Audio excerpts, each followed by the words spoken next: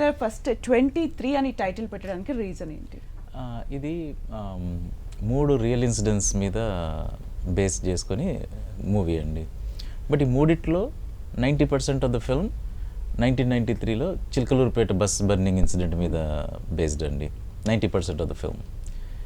So దీంట్లో ఏంటంటే ఒక ఇద్దరు యంగ్ పీపుల్ 20 అరౌండ్ ఏజ్ 20 లాంటి వాళ్ళు ఒక బస్సు దొంగతనం చేసుకుని ఏదో పరిస్థితుల వల్ల బస్సు దొంగతనం చేద్దామని వెళ్తారండి. పెట్రోల్ తీసుకొని వెళ్తారు. ఇంకా దాంట్లో ఏదో అవుతుంది యాక్సిడెంట్ అది ఇది. అండ్ దెన్ ఆఫ్టర్ దాట్ తెలుసో తెలియకో 23 మంది చనిపోతారండి.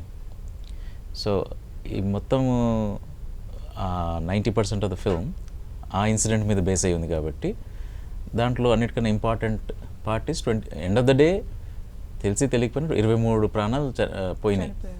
సో అది టైటిల్ సిగ్నిఫికెన్స్ అండి. ఓకే, అంటే సార్ ఇప్పుడు రియల్ ఇన్సిడెంట్స్ని సినిమా తీస్తున్నప్పుడు చాలా గ్రౌండ్ వర్క్ చేయాలి కదా, మీరు ఎలాంటి గ్రౌండ్ వర్క్ చేశారు? అందులో ఇప్పుడు మీరు చెప్పింది చిలకలూరిపేట అది మేజర్ పార్ట్ అన్న, దీనికి లింక్ చేస్తున్న మిగిలిన 2 కూడా చాలా సెన్సేషనల్ కేసెస్ కదా, ఎలా గ్రౌండ్ వర్క్ చేశారు? సో ఇప్పుడు ఒక 2 years పట్టిందండి ఈ మూవీ రైటింగ్ పార్ట్.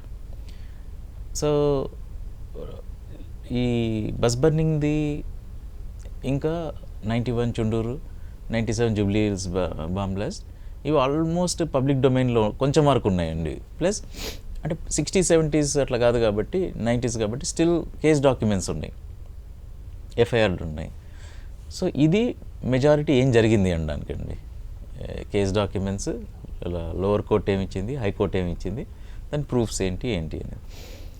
ప్లస్ జర్నలిస్టులు అండి మెయిన్గా దీనికి హెల్ప్ చేసింది. సో మల్టిపుల్ జర్నలిస్ట్ ఇప్పుడు. సో ప్రాబ్లం ఏమొద్దండి, మనం కేస్ డాక్యుమెంట్స్ ఒకటి ఎవిడెన్స్ లాగా పెట్టుకోవాలి, ఎఫ్ఐఆర్ ఎవిడెన్స్ పెట్టుకోవాలి, అప్పుడు న్యూస్ పేపర్ ఆర్టికల్స్ ఒకటి పెట్టుకోవాలి. నెక్స్ట్ ఈ జర్నలిస్టులు చెప్పేది కూడా అన్నీ ఎక్కడెక్కడ మ్యాచ్ అవుతున్నాయి అని చూడాలి. ఎందుకంటే అప్పుడు న్యూస్ పేపర్స్ కొంచెం అటు ఇటు రాయొచ్చు, ఎఫ్ఐఆర్లన్నీ కొంచెం ఎక్కువ కాదండి కానీ కొంచెం అటు ఇటు చేసే అవకాశం ఉంటుంది ఇవన్నిట్లలో. బట్ ఇవన్నిటిని చేసుకుని మోస్ట్ ప్రాబబ్లీ ఏమై ఉంటుంది అనే ప్యాథ్ తీసుకోవాలండి. 100% ట్రూత్ అనేది మనకి ఎప్పుడు తెలియదు అండి. బట్ అంటే ఇవన్నీ సోర్సెస్ నుంచి మనం చూసుకొని మోస్ట్ ప్రాబబ్లీ ఏం జరుగుంటుంది అని పెట్టడం అండి. How much ever accuracy is possible. ఈ ఇన్సిడెంట్స్, ఈ 3 ఇన్సిడెంట్స్ అండి. సో ముందు చెప్పినట్టు 90% ఆఫ్ ద ఫిల్మ్ చిలకలూరుపేట 93, దానికన్నా ముందు కొంచెం ఇంకా 2 కేసెస్ దీన్ని ఎందుకు తీసుకున్నా అంటే సెకండ్ హాఫ్లో వస్తాయి. ఒకటి ఏంటంటే సుకన్య శాంత అని ఒక జర్నలిస్ట్ లాస్ట్ 4 years బ్యాక్ ఈ ప్రిజన్స్లో వెళ్ళి కండిషన్స్ ఆఫ్ ద ప్రిజనర్స్ చూసిందండి. సో ఆమె చేసిన రీసెర్చ్ ఒక 4 years ఉంది. అంటే పబ్లిక్ డొమైన్లో పెట్టిందామా, కేస్ డాక్యుమెంట్స్ ఉన్నాయి, సుప్రీంకోర్టుకి ఇచ్చిందామా. ఆమె ఫర్ ఎగ్జాంపుల్ ప్రిజనర్స్ లోపలికి వెళ్ళిన తర్వాత అన్ని ప్రిజన్స్లో సేమ్ ఉండదండి. It is depends on prison by prison. ఆమె మొత్తం ఇండియాలో ప్రాబ్లమ్స్ ఎక్కడెక్కడ ఉన్నాయని చూసాం. సో ఇప్పుడు ఫర్ ఎగ్జాంపుల్ ఆమె ఒక కండిషన్ ఒక పాలం కొట్టై అనేది ఒక సౌత్ తమిళనాడులో ఒక జైల్లో బ్యారాక్స్ అన్ని క్యాస్ట్ బేస్డ్ అలొకేషన్ ఉన్నాయి అక్కడ.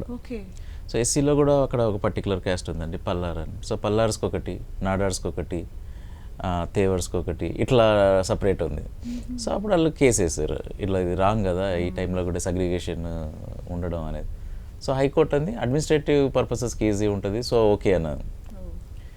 సో తర్వాత ఆమె రాజస్థాన్లో ఒక పర్టికులర్ కేసు, సో ఒక బీహార్ అతను అక్కడ అరెస్ట్ అయ్యి అక్కడికి వెళ్ళినప్పుడు అక్కడ అతను టాయిలెట్స్ క్లీన్ చేయమన్నప్పుడు ఎందుకు అని అంటే దెన్ ప్రిజన్ మాన్యువల్స్లో రాసుంది ఈ పర్టికులర్ క్యాస్ట్ వాళ్ళు టాయిలెట్స్ క్లీన్ చేయాలి, ఈ పర్టికులర్. మళ్ళీ దాంట్లో ఇప్పుడు దళితులో కూడా కొన్ని క్యాస్ట్లు ఉంటాయండి, దాంట్లో స్పెసిఫిక్గా పేరుతో పాటు రాసున్నాయి.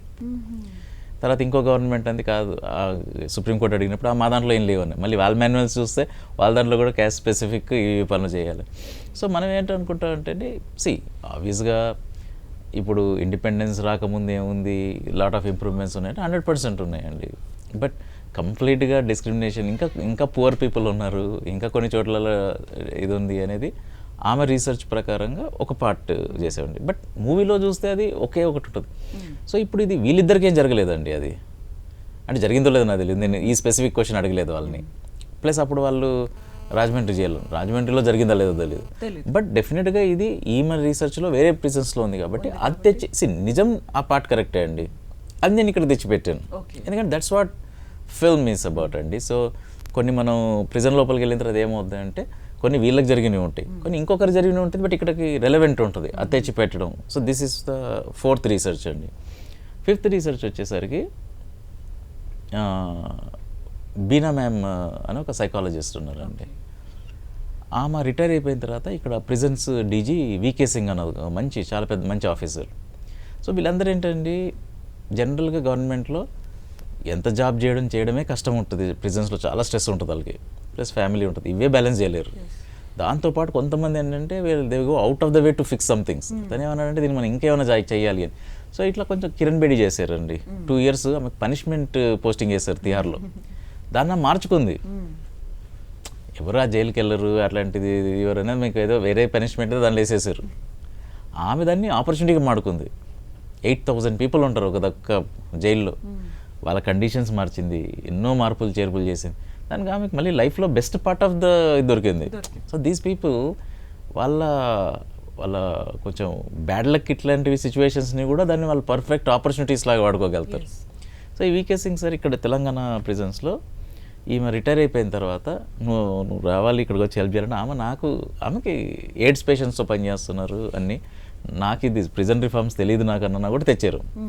సో ఆమె ఫస్ట్ ఒకసారి వాళ్ళతో మాట్లాడి వీళ్ళు అసలు ఎట్లా వర్క్ అవుతుంది, వీళ్ళ బ్రెయిన్ ఏంటి అని ఇవన్నీ చేసి కేస్ బై కేస్ చేసుకుంటూ ఒక వర్క్షాప్ చేస్తూ దాన్ని మరి వాళ్ళు ఎవరైతే కొంతమంది అందరు గారు కదండి, ఒక 100 members చేసిన ఇంకో 5లో ఇంప్రూవ్మెంట్ ఉంటుంది, ఇంకో 1 or 2లో చాలా ఇంప్రూవ్మెంట్ ఉంటుంది.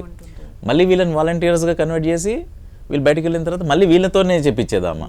So that's how she has built all this కొంచెం అటానమస్గా జరిగేది, ఆమె లేకపోయినా జరిగేవి. అండ్ అంతా మాట్లాడినప్పుడు ఇప్పుడు వాళ్ళ ప్రిజన్ వాళ్ళతో పెట్రోల్ కోసం ఏం తీసుకోవమ్మా అన్న కూడా తీసుకునేది కదా అమ్మ, ఎందుకంటే నాకు పెన్షన్ వస్తుంది చాలు, మళ్ళీ తీసుకుంటే ఇప్పుడు డబ్బుల కోసం అని ఇంకేదైనా రావచ్చు అలిగేషన్స్ అని. I mean that kind of a person she is. So ఆమె రీసెర్చ్ ప్రకారంగా ఒకటండి, కాకపోతే ఇవన్నీ ప్రీచింగ్ ఏమి ఉండదండి, స్టోరీకి అవసరం వచ్చినంత దానికి మనం ఉంటుంది. ఎందుకంటే బట్ గ్రౌండ్ వర్క్ ఫుల్గా చేసిన స్టోరీకి ఎక్కడెక్కడ అవసరం ఉంది, ఫోర్స్గా పెడితే మళ్ళీ సెట్ కాదండి.